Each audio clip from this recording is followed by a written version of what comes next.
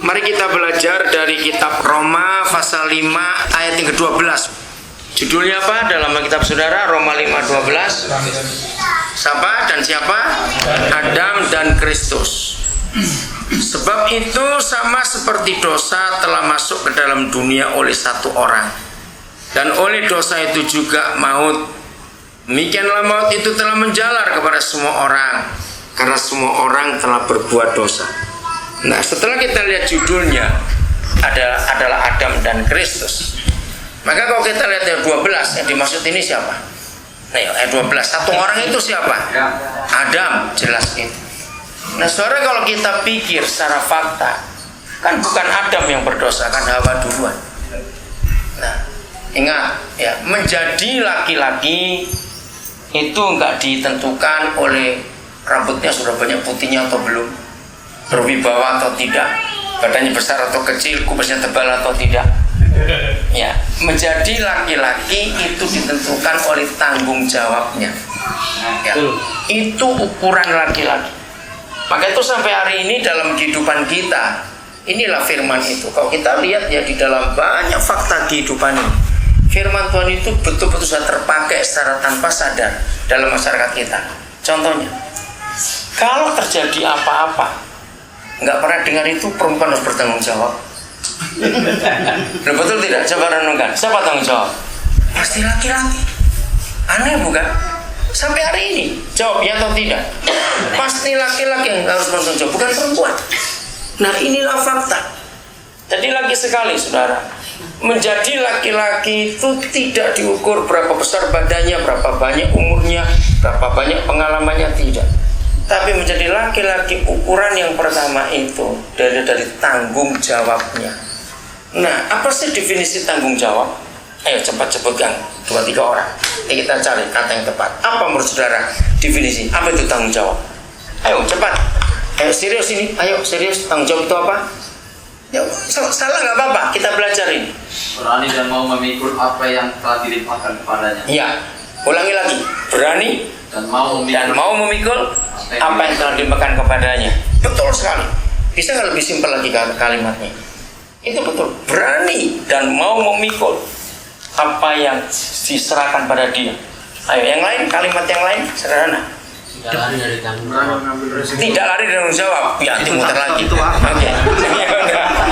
Yang dari luar apa tadi? Berani mengambil risiko dari sebuah keputusan. Iya, berani mengambil risiko dari sebuah keputusan. Siapa yang ngomong itu? Rendra. Siapa? Rendra. Oh, Pak Yeja. Bagus sekali. Nah, kata risiko itu yang saya mau cari. Berani apa Pak Yeja mengambil risiko Sebuah keputusan. dari sebuah keputusan yang diambil. Betul. Ada yang lain lagi? Kata risiko itu yang penting dan tanggung jawab. Berani, mau siap dan mau memikul keputusan diambilnya. Itu risiko. Berani berisiko. Ada lagi yang lain? Berani mengambil risiko nggak merepotin orang lain. Ya, berani ngambil risiko dan tidak merepotkan orang lain. Betul. Iya, percuma tanggung jawab tapi ngerepotin orang lain. Ayo minta tolong. Itu nggak tanggung jawab namanya. Itu gotong royong. Apa? Coba lagi. Tidak mencari sesuatu yang disalahkan di luar dirinya sendiri. Iya, jadi tidak menyalahkan orang lain, berani menyalahkan diri sendiri. Betul, itu kalimat penting. Dari luar tadi apa? Mengerjakan dengan tuntas. Mengerjakan salah satu dengan tuntas. Betul. Dengan diri sendiri ya. Ayo. Oke. Nah, saudara, apa yang kita katakan bersama-sama itulah definisi laki-laki. Katakan amin, ayo. Itulah definisi laki-laki. Kesimpulan yang lain lagi, seorang disebut laki-laki itu tidak akan pernah melimpahkan atau menyalahkan orang lain. Dia berani mengatasi. Ini tanggung jawab. Bukan untuk sombong. Ya, bukan untuk sombong. Tapi itulah Tuhan kita. Nah, ini yang terjadi di Roma 5 ayat 12. Bukankah jelas Hawa yang salah? Tapi kenapa Adam harus memikul tanggung jawabnya? Karena dari awal ditetapkan Hawa itu tubuh, Adam itu kepala, suami itu kepala. Maka itu bagi yang belum menikah, ingat nasihat Rasul Paulus. Kenapa sampai Rasul Paulus berkata gini? Aku nasihatkan kamu, lebih baik kamu jangan menikah. Itu kata aneh sekali. Apa arti nasihat itu? Karena kalau kita laki-laki berani menikah, berarti kita jadi kepala. Ya, contoh yang paling gampang begini. Kalau kita sakit, ya sebagai manusia kita sakit, kita ke dokter. Lalu ada berapa diagnosa? Biasanya diagnosa luar dulu. Ditanya kejadian awalnya gimana, makan apa segala macam gitu. Wah, kok nggak ketemu penyakitnya? Pasti suruh lebih dalam lagi periksa. Coba periksa kotoran, coba periksa darah, betul nggak? Nggak ketemu juga sakitnya. Mulai endoskopi mungkin, atau mulai ronsen foto, nggak ketemu juga. Sudah periksa semuanya. Tinggal satu yang terakhir. Dan selalu dokter kan buat itu, kalau sampai semuanya nggak ketahuan, suruh apa itu? Nah, periksa otaknya. Ya, enggak CT scan atau MRI. Siapa itu yang jadi kepalanya itu siapa? Suami. Maka itu rumah tangga ada terjadi apa saja, resikonya tetap harus kepala yang bertanggung jawab. Betul? Yang sudah menikah kita harus ingat ini. Yang belum menikah mikir baik-baik. Kalau memang nggak mau bertanggung jawab, nggak usah kawin sampai mati. Dah, itu saja. Amin. Iya. Karena merusak sekali. Merusak sekali kalau nggak mau bertanggung jawab.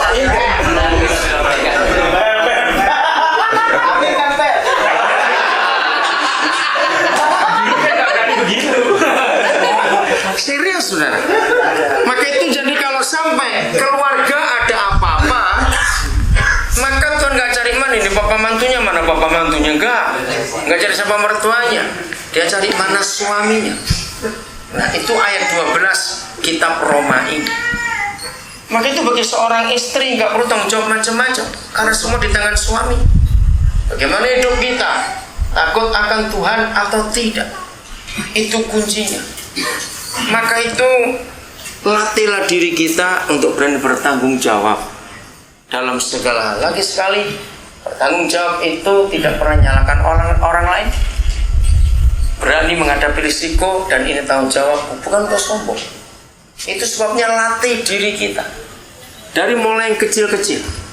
Tanggung jawab yang paling baik sebelum kita semuanya menikah, waktu itu seharusnya belajarlah untuk ngurus orang lain dulu sebelum kita bisa ngurus diri kita dan keluarga kita.